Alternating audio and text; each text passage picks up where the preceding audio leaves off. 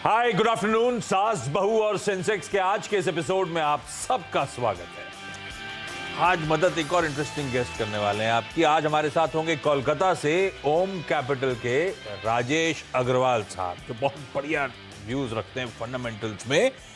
Rajesh sir, स्वागत है आपका। ये नया चश्मा और छुट्टियां लंबी चली, छुट्टी का अब मुलाकात हो रही है आपसे मेरी।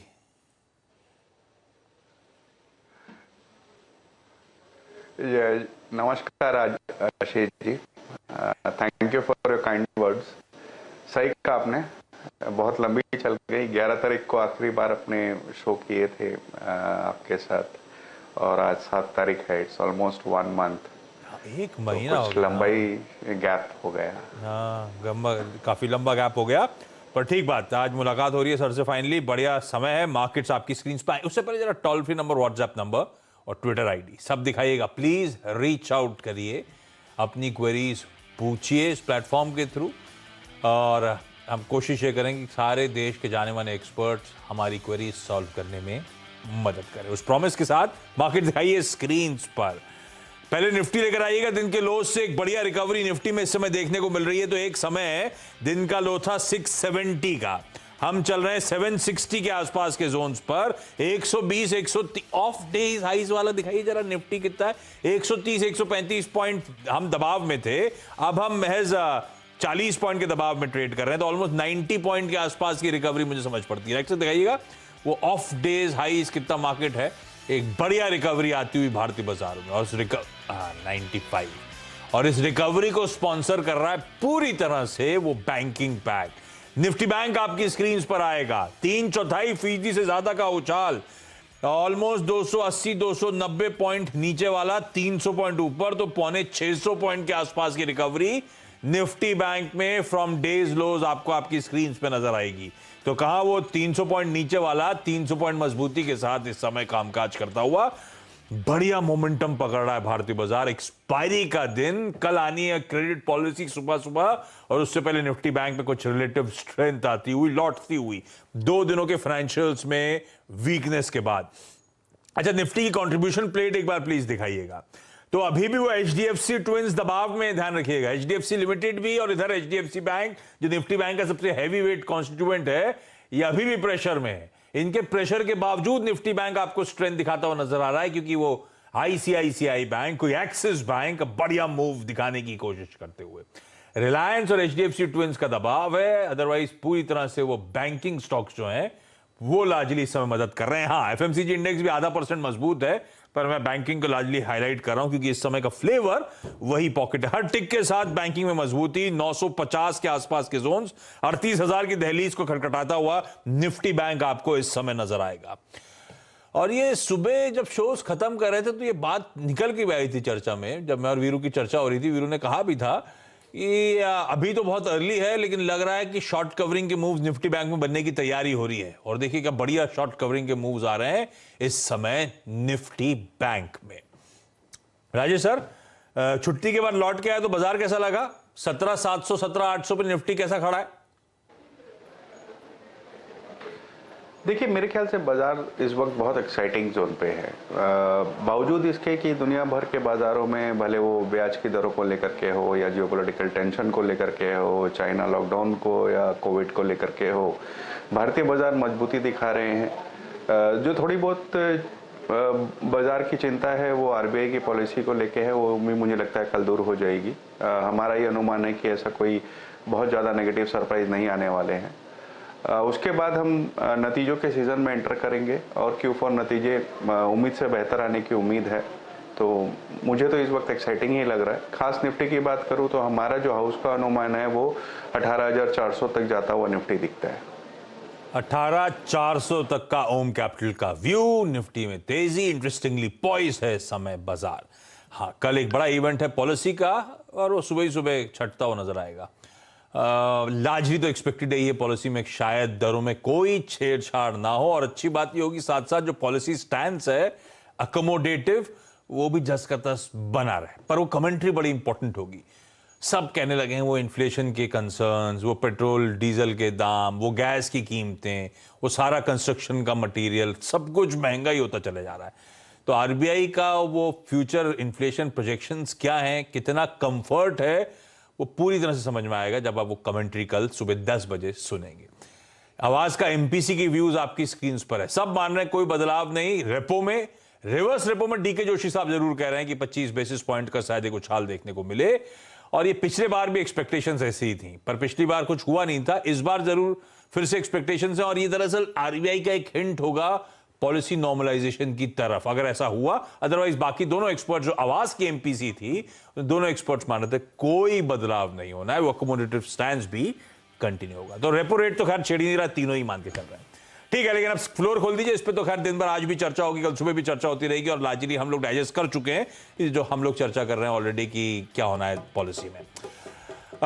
हमें मुंबई जाना है, आगरा जाना है, अच्छा 2 मुंबई फिर आना है, तो मैं पहले एक मुंबई से शुरुआत करता हूं, लौट के फिर मुंबई पे आऊंगा। हीना पटेल आपको आपकी स्क्रीन पर नजर आएंगी। हीना मैम हाय, गुड आफ्टरनून। हीना जी, कब से शेयर बाजार में जुड़े हो आप, क्या करते हो आप मैम? मैं प्रोफेशनली ब्राइडल मेहंदी डिजाइनर हूँ।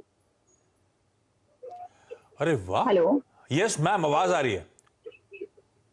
हेलो मैम, आवाज आ रही है। तो प्रोफेशनली एक ब्राइडल मेहंदी डिजाइनर, और इक्विटी से कब जुड़े मैम आके? इक्विटी से सर मैं 1-2 साल पहले से जुड़ी हुई हूँ। मेरी बेटी के लिए थोड़ा थोड़ा मैं इन्वेस्ट कर रही थी। हाँ। और 100% में फरवरी 2021 से जुड़ी हुई हूँ। ओके, फरवरी 21 यानी कि अप्रोक्सीमेटली 1 साल के आसपास, 1 साल से थोड़ा ज्यादा। और ऑफ लेट बाइंग जो चल रही है अपनी डॉटर के फ्यूचर के हिसाब से आप एक्यूमुलेट कर रहे हो स्टॉक्स को, है ना? हीना मैम, विप्रो ऑलरेडी लिया हुआ है कितनी क्वांटिटी पे, और ये लॉन्ग टर्म के लिए, वेरी लॉन्ग टर्म के लिए लिया हुआ है मानू? Yes sir. कितने स्टॉक है और किस भाव पे लिए मैम? सॉरी सर, कितने स्टॉक्स हैं हमारे पास, किस भाव पे आपकी, मेरे ख्याल से डिटेल आ गई मेरे सामने। 150 स्टॉक्स हैं, 616। Yes sir. हाँ, तो भाई विप्रो दिखाइएगा। मैम की खरीद, ठीक है, ये तो बहुत लॉन्ग टर्म के लिहाज से है, पर अच्छा, इसके अलावा कोई और आईटी दिग्गज भी आपने पोर्टफोलियो में रख रखा है हीना मैम, या विप्रो ही है आईटी बड़ों में? नहीं, मेरे पास 3i इन्फोटेक भी है, इन्फोसिस भी है सर। इन्फोसिस भी है, विप्रो भी है, उसकी भी इतना ही एक्सपोजर है, इतना ही क्वांटम का माल वहां पे भी ले रखा है इन्फोसिस में? इन्फोसिस में मेरे पास 100 का क्वांटिटी है। हाँ। और 3i इन्फोटेक सर मेरे पास 302 है। एक्चुअली मैंने 3025 लिए हुए थे मेरे पास, बट वो कंपनी मैं 3i इन्फोटेक पे आता हूं, वो कैपिटल रिडक्शन हुआ है उसमें, तो उस पे आता हूं, वो अलग केस हो गया। विप्रो है, इन्फोसिस है। विप्रो में 150 स्टॉक्स है, इन्फोसिस में 100 स्टॉक्स हैं। लॉन्ग टर्म के लिहाज से अग्रवाल सर, और लॉन्ग टर्म के लिहाज से मतलब हीना जी तैयारी कर रही हैं अपनी बेटी के फ्यूचर के लिहाज से, उसके लिए पोर्टफोलियो बिल्डिंग एक्सरसाइज की शुरुआत हुई है।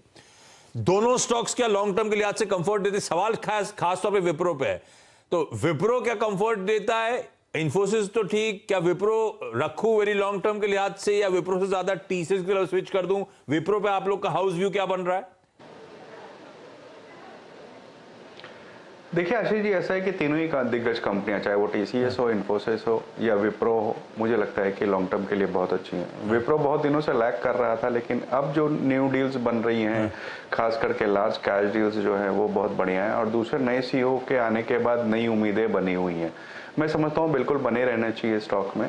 और टीसीएस और इन्फोसिस ऐसे स्टॉक है जो अगर गिरावट आती है तो वो ऐड भी किया जा सकता है, बट विप्रो भी अच्छा है, अब बनी रहे हैं इसमें।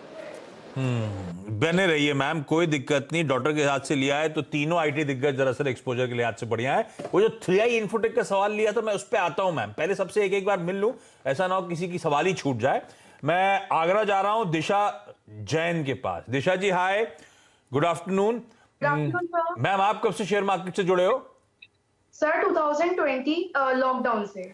लॉकडाउन 2020 लॉकडाउन से ही शुरुआत करी। तो दिशा, जब आपने शुरुआत करी, कैसे करी, क्यों करी, आप करते क्या हो वैसे? आप स्टूडेंट हो क्या? Yes sir, student. वैसे I do like writer and poet also. अरे वाह, समय रहा तो कुछ पोएट्री सुन लूंगा आपसे, अभी नहीं प्रॉमिस कर रहा हूं। लेकिन अच्छा दिशा, क्यों आए इक्विटीज से, कैसे जुड़े, क्या मन बनाया था 2020 में लॉकडाउन के बीच में, ऐसा क्या हुआ? पहले से इंटरेस्ट था क्या कुछ? सर बिल्कुल इंटरेस्ट था फैमिली का, फादर भी करते थे एंड फादर के साथ फादर ने हमें knowledge the end of course CNBC से हमें नॉलेज मिलती रही, तो हम ज्वाइन हो गए, फिर से स्टार्ट करा। मतलब थोड़ा सा लॉकडाउन निकल गया था, फिर उसके बाद अगस्त सितंबर से स्टार्ट करा ट्रेडिंग करना। तो फादर अभी भी करते हैं, फादर अलग करते हैं, आप अलग कर रहे हो? फ्रीज हो गया। सॉरी सर, मैं कह रहा हूं फादर अलग करते हैं, अब आप इंडिपेंडेंटली अपना खुद का इन्वेस्टमेंट्स कर रहे हो स्टॉक मार्केट में? No sir, not independently, along with my father. और पीछे मॉम बैठी हैं? Yes sir. हाय करना उनको, नमस्ते करना मेरी तरफ से आप। अच्छा दिशा, पहली क्वेरी क्या, पहला स्टॉक क्या? Sir I have Shri Renuka sugar 17,000 @ 37। क्यों लिया है ये? लॉन्ग टर्म के लिए शुगर स्टोरी पे बेट करा था या कोई और रीजन से लिया था? सर एथनॉल की बहुत डिमांड है, गवर्नमेंट का मतलब कनेक्शन है एथनॉल की, बहुत प्रोडक्शन हाई, इस वजह से, एंड शुगर भी, इसलिए द्वारकेश भी थी, अब रेणुका भी हमने अभी परचेज करी है फरवरी में। अच्छा खासा मुनाफा, बहुत तगड़ी क्वांटिटी, बढ़िया स्टॉक पिकिंग, और आज आपके आने का इंतजार था। आज आपका श्री रेणुका तो मेरे ख्याल से 20% के सर्किट पे लग गया है। यस सर, लकी है आज ही वो हाई, इतना उसकी हाई वैल्यू हो गई, सर्किट इतना हाई। देखा आपके आने का कमाल। श्री रेणुका भाई 37 की बाइंग 50 पे खड़ा है, 13 रुपए 12 रुपए हर शेयर पे मुनाफा हो रहा है, और क्वांटिटी 17,000 शेयरों की है। पापा तो बहुत खुश होंगे। यस सर, ऑफ कोर्स, वो कह रहे हैं मैं बेच रहा हूँ, मैंने कहा नहीं अभी रुक जाओ। अभी राजेश सर, पापा कह रहे हैं बेचना है, डॉक्टर कह रही है रुकना है, करें क्या? अभी तो खैर सर्किट पे लगा है, लॉजिक तो ये कहता है रुकना चाहिए। कितना रुकना चाहिए, कहाँ निकालना चाहिए, कब मुनाफा बांधना है, या रखे रहो? Short term investor, short term trader. देखिए ऐसा है कि पहली बात तो ये शॉर्ट टर्म ट्रेडर है, जो कि इन्होंने क्लियरली कहा है। दूसरी, ये इथेनॉल स्टोरी वगैरह की बात कर रही हैं, तो अब अगर आपको इथेनॉल स्टोरी में ही प्ले करना है तो आपको एक दिग्गज कंपनी के साथ जाना चाहिए, जो कि अगर थोड़ा बाजार आपके अगेंस्ट में भी चल जाए और रह जाए पोर्टफोलियो में तो दिक्कत ना हो। उसमें बलरामपुर, धामपुर, द्वारिकेश जैसी बड़ी कंपनियां ज़्यादा बेहतर बैठती हैं। जहाँ तक रेणुका की बात है, तीसरी तिमाही के नंबर बेहतर आए थे, लॉस से प्रॉफिट में आई थी कंपनी, और मुझे लगता है कि जिस तरीक़ा से चीनी की डिमांड बढ़ रही है, इथेनॉल की डिमांड बढ़ रही है, चीनी के मिल गेट प्राइस बढ़ रहे हैं, उन्हें देखते हुए नंबर इस बार भी अच्छे आएंगे। बट मैं कहूँगा कि अपने पापा की सुनिए, और जो 17,000 क्वांटिटी है आपके पास, उसको आप 5-5 हज़ार करके 3 लॉट में बेच लीजिए। आज जैसे सर्किट में कल अगर थोड़ा ऊंचा खुलता है तो 1 लॉट बेच लीजिए, फिर 10-15%, 12% और बढ़ता है तो फिर 1 लॉट और बेच लीजिए। इस तरीके से क्या है, थोड़ा मुनाफा बांध लीजिए तो बेहतर होगा। तो पापा की सुन लेना है हमें। अब दिशा, पार्शियल प्रॉफिट टेकिंग करते चलना है, घर पैसा जब घर आएगा तभी तो मजा आएगा। अच्छा, क्विकली मुंबई आ रहा हूं, पल्लवी जी स्क्रीन पर। Pallavi ma'am hi, good afternoon ma'am. Pallavi ma'am, आप क्या करते हो मैम, और कैसे आई इक्विटी से कैसे जुड़े? मैं तो अभी फिलहाल हाउसवाइफ हूँ, बट लेकिन मेरे हस्बैंड करते थे, उनको देख देख के मुझे भी इंटरेस्ट आ गया। अच्छा, तो अब दोनों के अलग अलग डीमैट अकाउंट है या एक ही डीमैट अकाउंट में अब आप एक्टिव? नहीं, अलग अलग है, मैं अपना इंडिपेंडेंटली कर रही हूँ। और कंसल्टेशन होती है डाइनिंग टेबल पे, जब शाम को बातचीत होती है, आज मैंने क्या लिया, आज मैंने क्या लिया, ऐसे बातचीत होती है आप लोग की शाम को? वो हमेशा पूरे दिन होती है। पूरे दिन होती है? वर्क फ्रॉम होम चल रहा है क्या? पूरे दिन होती है, हाँ। अच्छा, तो किसकी स्टॉक पिकिंग ज्यादा अच्छी जा रही है आजकल? मेरी भी जा रही है, उनकी भी, मेरी ज्यादा अच्छी जा रही है। ठीक है, तो उनको आइडिया देना चाहिए कि फंड्स आपकी तरफ ट्रांसफर कर दिए जाए। पल्लवी मैम, ये आप जो पोर्टफोलियो कंस्ट्रक्ट कर या जो स्टॉक खरीद फरोख्त रही है, क्योंकि आप दिन भर वॉच आउट कर रहे हो, इसका तो ट्रेडिंग वाला बेट्स हैं क्या ज्यादातर? नहीं, एक्चुअली मैं पूरा दिन भर नहीं देखती हूँ। एक्चुअली मेरे हस्बैंड थोड़ा बहुत देखते हैं, तो उन्हीं को देख के जस्ट वैसे है। मैंने तो कभी फोन में देख लिया, कर लिया, कभी मतलब 1 आवर देख लिया टीवी के अंदर जो देखना होता है। उसके बाद तो क्योंकि हाउस मेकर हूँ तो थोड़ा पूरे दिन तो नहीं देख सकते है ना, बट हाँ बातें उसकी चलती रहती हैं कि आज ये कर लेते हैं, आज वो कर लेते हैं। अरे वाह। तो पल्लवी मैम, पहला क्वेरी क्या है राजेश सर के लिए? पहला मेरे पास वंडरेला हॉलीडेज है, वो मैंने 2019 में परचेज किए थे। वो 315 रुपीज में लिए थे मैंने, 200 शेयर है मेरे पास। सो उसका अभी 250 का रेट चल रहा है। तो मेरा कब ये रेट आएगा मुझे समझ में नहीं आ रहा, क्योंकि 2019 में लिया था, अभी इतना टाइम हो गया उसको होल्ड करे हुए मुझे। वो ठीक समय ऐसा आ गया 2019 का, किसने सोचा था 2020 में ऐसी तस्वीर बदल जाएगी कि 1.5 साल तक इसके पार्क ही बंद हो जाएंगे। अब खुल गए तो अभी ये है कि थोड़ा खुला है, तो हाँ थोड़ा उससे पॉजिटिविटी आई है कि शायद मेरा चल पड़ेगा। जब लिया था तब कब आएगा रेट? जब 2019 में लिया था तो किस लॉजिक से लिया था? तब ट्रेडिंग का मन था या लॉन्ग टर्म के लिए उठाया था? हाँ, लॉन्ग टर्म के लिए उठाया था, और उस टाइम तो कोविड का कुछ सीन था भी नहीं, और उसके बाद ही जस्ट आया। ये जनवरी में मैंने लगभग ये खरीदा था। नहीं, ठीक है। उसके बाद तो पेशेंस रखा है स्टॉक के साथ, स्टॉक ने गोता खाया, 170 तक के लोज भी देखे, अब रिकवर हो रहा है राजेश सर, पर अभी भी मेरी बाइंग से ना 60-70 रुपए नीचे ही ट्रेड कर रहा है। क्या करूं वंडरला में? इसे बैड टाइमिंग ही कहा जा सकता है, क्योंकि किसी को नहीं पता था कोरोना आएगा और इस तरीके से लॉकडाउन हो जाएगा, और इस वजह से ये इनके गले में रह गया। लेकिन मैं समझता हूँ कि इन्हें बिल्कुल अब इतने दिन 2 साल इंतजार कर लिए और इंतजार करना चाहिए, क्योंकि जिस तरीके से ओपन अप थीम हो रही है, कई प्राय सभी स्टेट गवर्नमेंट्स अलाउ कर रही हैं कि सारी रेस्ट्रिक्शन हटा ली जाए या कम कर दी जाए, तो मुझे लगता है कि धीरे धीरे ये वापस पटरी पर आती हुई नजर आएंगी ये कंपनियां जो लेजर ट्रैवल्स से जुड़ी हुई हैं। तो इस वक्त बने रहने की सलाह रहेगी, बट मैं फिर भी ये कहना चाहूँगा कि जब आपके कॉस्ट प्राइस आ जाए या उससे थोड़ा बहुत इधर उधर हो, उस समय एक बार निकल जाना बेहतर होगा। चलिए, हिना मैम, दिशा मैम, पल्लवी जी, आप सबका बहुत बहुत धन्यवाद जुड़ने के लिए। आप लोग की कुछ क्वेरीज रह गई हैं तो मेरी टीम आपसे वापस कांटेक्ट में आएगी, किसी और दिन वापस आपको जोड़ूंगा। और दिशा, आज तो समय खत्म ही हो गया है, वो पोएट्री सुनना रह गया। आप अगली बार के लिए तैयार कर लेना कोई बढ़िया सी शॉर्ट सी स्वीट सी पोएट्री, आपसे जरूर सुनूंगा। Rajesh sir, thank you so much. ये बताएं नहीं, आपने छुट्टियां रही कैसी आपकी, कैसा रहा वो विजिट आपका? बढ़िया था सर, बहुत ही बढ़िया था। वो तो 3-4 दिन में ही वापस आ गया था, बट किसी कारण से शो में नहीं आ पाया, वो जुदा बात है। बट तो ये बहुत अच्छी थी। इस बीच 1 महीने के समय में RRR देखी क्या? जी बिल्कुल देखी मैंने RRR, एक शानदार पिक्चर बनी है, राजा मौली सर ने बहुत अच्छा बनाया है, तो वो तो देखनी थी, देखी है मैंने। चलिए ठीक है, मैंने भी देखी थी, मैं जानना चाहता था कैसी लगी, तो राजेश सर को तो बहुत अच्छी लगी। अरे बाहुबली से अच्छी है क्या? नहीं, ये थोड़ा कहना मुश्किल होगा, क्योंकि पर्सनली मैं समझता हूँ कि Baahubali was a better one. Me too. Baahubali was a better one. मेरे को तो कोई मैच ही नहीं दिखा। मेरा फैक्ट तो ये था कि मुझे तो बाहुबली बहुत ही अच्छी लगी थी इस कंपैरिजन में। ये ठीक ही थी। हाँ, ये हाइप ज्यादा थी उससे कंपेयर करने जाऊं, हाँ, तो उससे कंपेयर करने जाऊं तो शेयर बाजार की भाषा में लार्ज कैप और मिड कैप कह सकते हैं दोनों को। हाँ, ठीक है, समझ गए, रिव्यू आ गया बढ़िया सा। Rajesh sir, thank you so much जुड़ने के लिए। क्विकली छोटा सा ब्रेक के उस पार एक क्विक मार्केट चेक।